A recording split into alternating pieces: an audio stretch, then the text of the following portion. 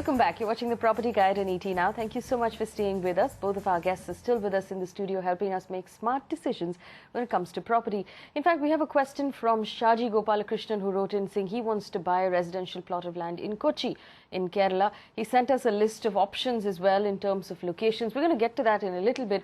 The reason why I talked about this particular question is because we received a lot of questions from the south talking about places like Kochi. And this week, I want to take a closer look at the Kochi real estate market. First, let's take a look at how the prices have moved with Awan, and then we'll come back and discuss it. Thanks for that, Faye.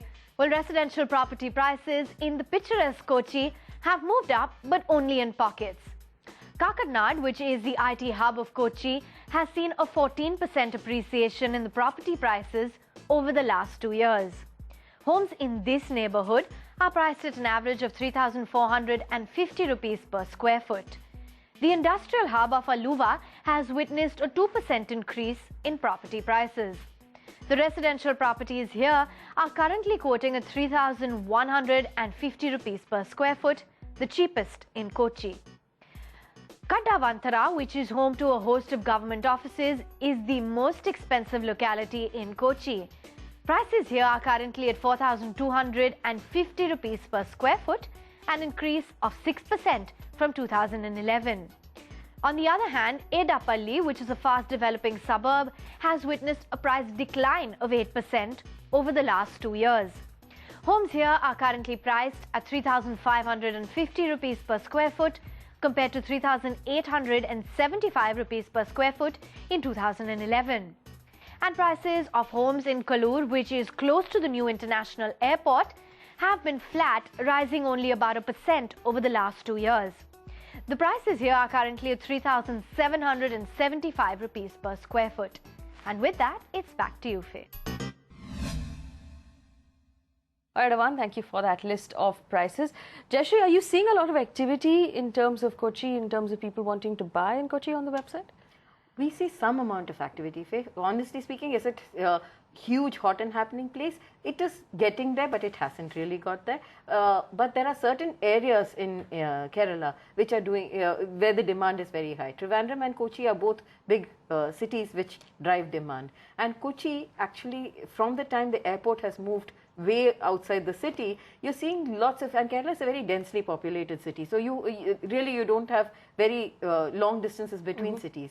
Therefore, when you're through the airport outside the city, you've opened up areas like Kakarnad, Aluva, Vaitila. You know, there are lots of places which have opened up for development, and developers have started building there. Now, bulk of Kerala's demand is driven from overseas. It is Dubai, it is the NRI market. And here you're seeing, for them, it is not where I used to stay, but where the best options are available to me. And if it is close to the airport, I think it seems to work well. Well, Gulam, there's no denying the NRI money that comes into Kerala every year. Between Trivandrum and Kochi, which one would you bet on? Which one would you advise our viewers to look at? Well, it's obviously Kochi. It is Kochi because of, first of all, airport. While Trivandrum is also talking about some new airport launch, etc., some studies are going on. However, the old worldly charm of Kochi cannot be denied. And in terms of business as well, I can talk about, well, here there is some IT happening for sure. The Kalamassery and Kakinad area, whether at least 2 or 3 of these buildings where IT is happening. And the smart city, which is under development, as close to Kakinad, is one location where there are going to be strong growth drivers. If I'm going to live in the home that I buy in Kochi, whether I'm watching from across the country or across the world, then obviously I want the best view.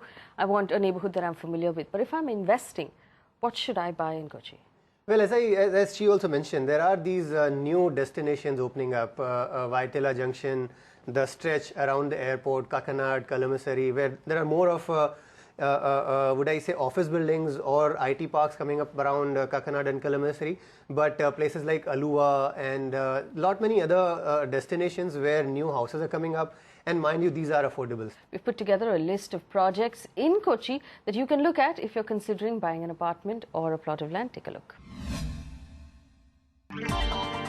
If you're in the market to buy a home in Kochi, here are developments that our experts recommend. Aqua City by Swas Homes, Grace Villas by My Homes Villas and Apartments, Trinity World by Trinity Developers, Hoysala First by Hoysala Projects, and Blue Palm by Aeon Housing. All right, so that was Kochi. Now let's quickly squeeze in a couple of more questions. Amardeep has written in. He wants to buy a ready-to-move-in two-bedroom apartment in Bangalore with a budget of 50 lakh rupees as an investment. Please give him some options. Jayashree, you have a lot of papers that you're pulling out, obviously. 50 lakh seems like a stretch in Bangalore, but there are pockets where it's still available, isn't it? There are pockets where it's available. In Electronic City, we find a lot of properties that are available in this budget. And strangely, in 50 lakh rupees, the prices come down in Electronic City? No, it's the sizes have shrunk, and Electronic City, a lot of properties have come up in this budget, and it is an actively traded market. Whatever is on our website, we find that is the actively traded secondary market, and this 1100 to about 1300 square feet apartments, 2 BHK, is what you get in Electronic City. In Marthahalli, you get Marthahalli and Whitefield. There are 50 lakh options which we find on our website. I'm being told by a very cross producer that it's time for us to take another commercial break. But thank you so much, Ghulam, for joining us. I'm going to make Jayashree hang around, because when we come back, we'll talk about the Housing Sentiment Index done by Magic Bricks and IIM Bangalore that tells us that everybody across the country believes prices will come down in the next 6 months. We'll talk about it on the other side. Don't go anywhere.